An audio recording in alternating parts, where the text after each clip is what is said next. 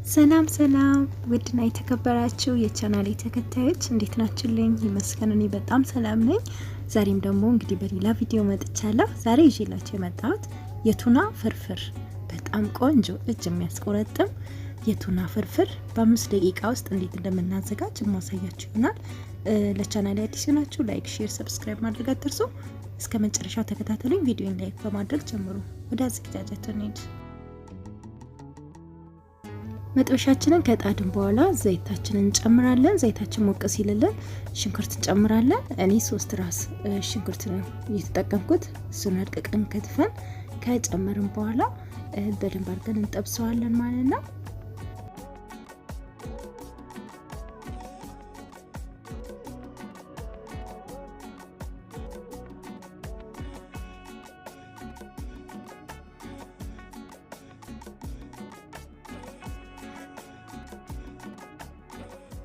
ሽንኩርታችንን በዚህ መልኩ ከዘይቱ ጋር ካበሰልን በኋላ ወይም ከጠበስን በኋላ የሚያስፈልገን በርበሬ ነው። 1 ሾርባ ማንኪያ ከግማሽ በርበሬ ጨምሬያለሁ። ከዛም አሁንም በርበሬውን በደረቁ ከሽንኩርቱና ከዘይቱ ጋር በደንብ አድርጌ አቁላላዋለሁ ወይም አብስለዋለሁ ማለት ነው።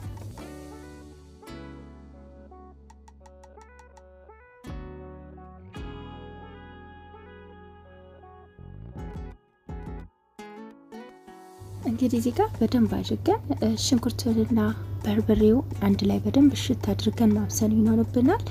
ይሄ ሲሆን በኋላ ላይ ቆንጆ ቴስት ይሰጠናል። በዛ ላይ ደግሞ በርበሬው የማቃጠሉን ስሜት ይቀንስልናል ማለት ነው። እና እዚህ ጋር በደንብ አድርገን በደረቁ ማቁላላት አለብን።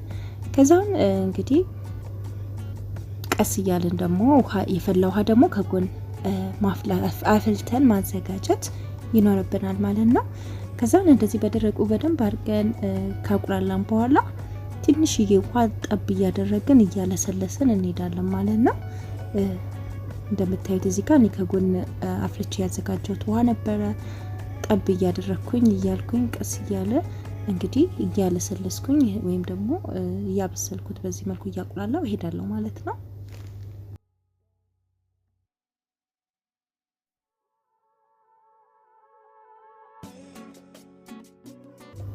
እንግዲህ እንደምታዩት ቁሌታችን በቆንጆ ሁኔታ እየበሰለልን ያለው ዘይቱን እንደመጥፋት እያለ ነው ማለት ነው።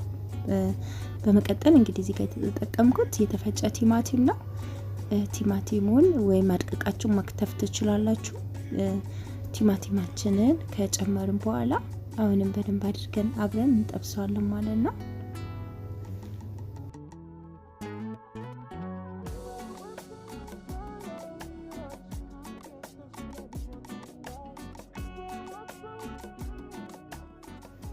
እንደምታዩት እንግዲህ ቁሌታችን በዚህ መልኩ ቆንጆ ሆኖ ተቁላልቶ ደርሶልናል። በመቀጠል ቱናውን እንጨምራለን። ቱናችንን ስንጨምር ውስጡ የያዘውን ውሃ ወይ ዘይት ካለ እሱን መድፋት ወይም ማስወገድ ይኖርብናል። ከዛን ከቁሌቱ ጋራ ለ1 ደቂቃ ያህል አንድ ላይ እናበስለዋለን የቁሌቱን ጣዕም እንዲይዝልን። እንዲሁም ቱና እንግዲህ እንደሚታወቀው በውስጡ በጣም ለጤናችን ጠቃሚ የሆነ ንጥረ ነገር በውስጡ የያዘ ነው። ቱናችንን ከጨመርን በኋላ ለ1 ደቂቃ ያህል የቁሌቱን ጣዕም በደንብ እንዲይዝልን አንድ ላይ ትንሽ እናበስለውና የፈላ ውሃ እንከልሳለን ማለት ነው። የምትከልሱት ውሃ ለከን በእንጀራችሁ መጠን ማለት ነው ያያችሁ መጨመር።